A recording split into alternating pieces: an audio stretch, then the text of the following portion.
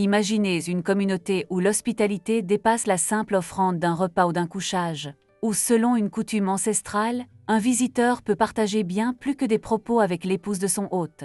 Dans les étendues glacées de l'Arctique, sous les danses féeriques des aurores boréales, vivent les Inuits. Leurs pratiques, forgées par l'impératif de survie, offrent un regard passionnant sur un mode de vie singulier. Parmi ces traditions figure une pratique surprenante qui surprendrait dans notre monde contemporain. Dans la culture inuit, l'hospitalité inclut parfois de partager sa propre conjointe avec l'invité. Oui, vous avez bien lu.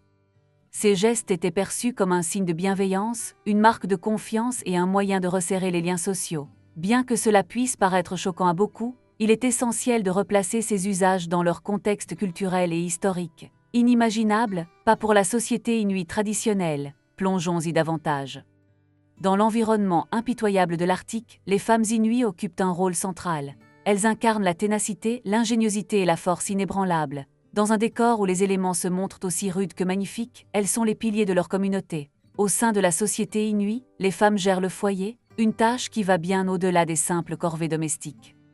Elles prennent en charge les procédés de conservation des aliments, indispensables pour passer les hivers longs et difficiles. Cela inclut le fumage, le séchage et la fermentation du poisson et du gibier, des savoir-faire transmis de génération en génération. Leur expertise est cruciale pour la survie collective.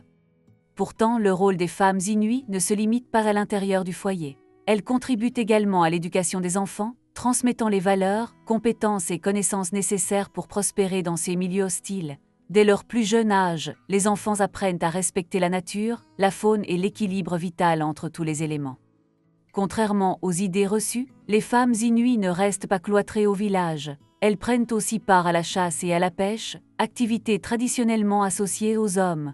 Leur participation à ces tâches essentielles témoigne de leur adaptabilité et de leur persévérance. Il n'est pas rare de voir une femme inuit manier un kayak, poser des filets ou chasser des proies de grande taille.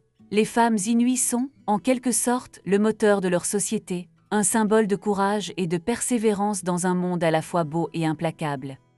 Leur fonction dépasse les attentes, elles sont nourricières, éducatrices et pourvoyeuses, façonnant l'avenir tout en préservant les traditions. Qu'il s'agisse de soutenir la vie ou d'assurer la survie, les femmes inuits constituent l'épine dorsale de leur communauté. Elles incarnent l'esprit de l'Arctique, indomptable, résilient et éternellement endurant. Concentrons-nous sur l'un des aspects les plus remarquables de la culture inuit, le partage d'épouses. Souvent, l'expression « partage d'épouses » suscite chez nous des idées négatives. Néanmoins, dans le contexte de la société inuit traditionnelle, cette pratique revêtait une toute autre signification. Dans les conditions rigoureusement isolées de l'Arctique, où vivaient les Inuits, la solidarité et l'entraide étaient vitales pour survivre. Le partage d'épouses, appelé punalu dans leur langue, se concevait comme un acte d'hospitalité et de générosité envers les visiteurs. Lorsqu'un homme était reçu dans une famille, il se voyait proposer un lit et, s'il acceptait, l'épouse de l'hôte partageait sa couche pour la nuit. Ce geste n'était pas jugé scandaleux ni moral, mais comme une marque de bonne volonté et d'esprit communautaire. La femme n'était pas traitée comme un bien, elle demeurait un sujet autonome. La participation était toujours fondée sur un accord mutuel, le consentement de chacun étant primordial. Cette coutume jouait aussi un rôle social important, renforçant les liens et alliances entre familles et clans fondamentales dans un environnement où l'entraide déterminait souvent la survie. Notons que son application variait fortement selon les régions et communautés, étant plus répandue dans certaines zones que dans d'autres. Avec la modernisation et l'influence des normes globales, cette pratique a largement disparu. Cependant, elle reste un témoignage éloquent d'une époque où la survie appelait à des usages sociaux exceptionnels.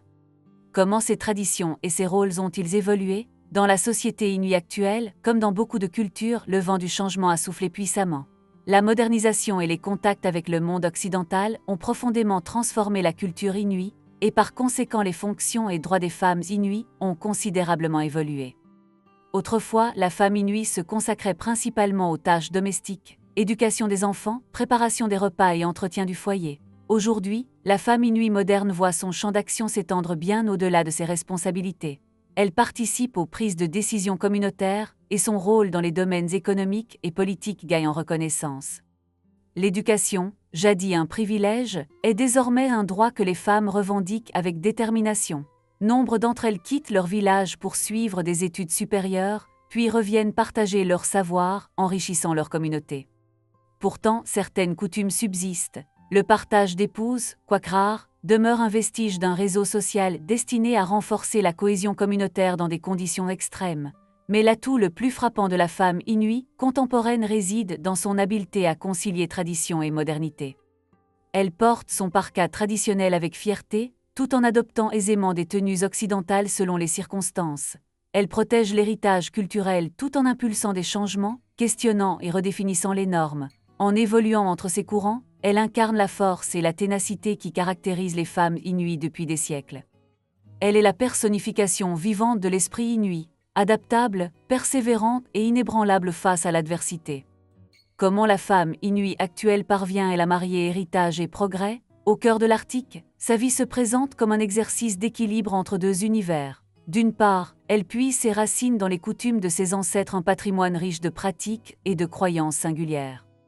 D'autre part, elle est citoyenne du monde moderne, connectée à un flot continu d'idées, de technologies et d'opportunités. Ce double ancrage n'est pas une mince affaire. Imaginez vous réveiller chaque jour face à l'étendue glaciale et quelques instants plus tard, vous connecter en ligne pour échanger avec l'ensemble de la planète.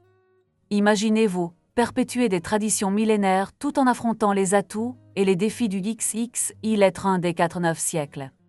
Telle est la réalité de nombreuses femmes inuits aujourd'hui.